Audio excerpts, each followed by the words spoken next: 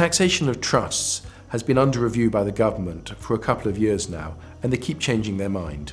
The poor taxpayer doesn't know what to do.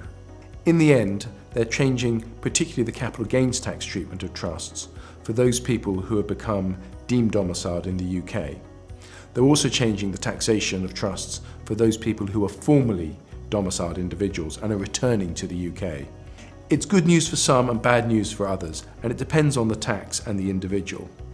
For capital gains tax, there may be some advantages now for non-domiciled settlors who become deemed domiciled in the UK.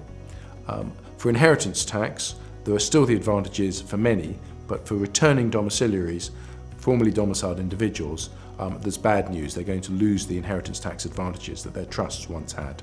The good news is that now all of the gains that an offshore trust makes will be tax-free unless and until distributed to a beneficiary. Previously, if a settlor had become domiciled in the UK having created an offshore trust, then all the gains in the trust would be taxed on the settlor when they arose. So that's one piece of good news for the taxpayer. Unfortunately, there's a lot of bad news as well for the taxpayer. Let me deal with three key points.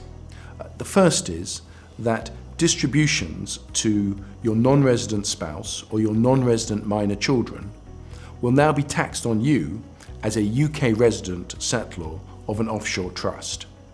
Previously, distributions to non-resident people would have no consequence for you in the UK. The second piece of bad news is the conduit rules, as I call them.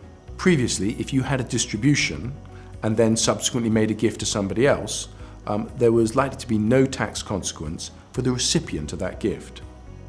Now, if a non-UK resident person receives a distribution from a trust, and then within 3 years of receiving that, makes a distribution to a UK resident person, then that UK resident person will be treated as if they had the gift directly from the trust, which may have a significant capital gains tax consequence for them.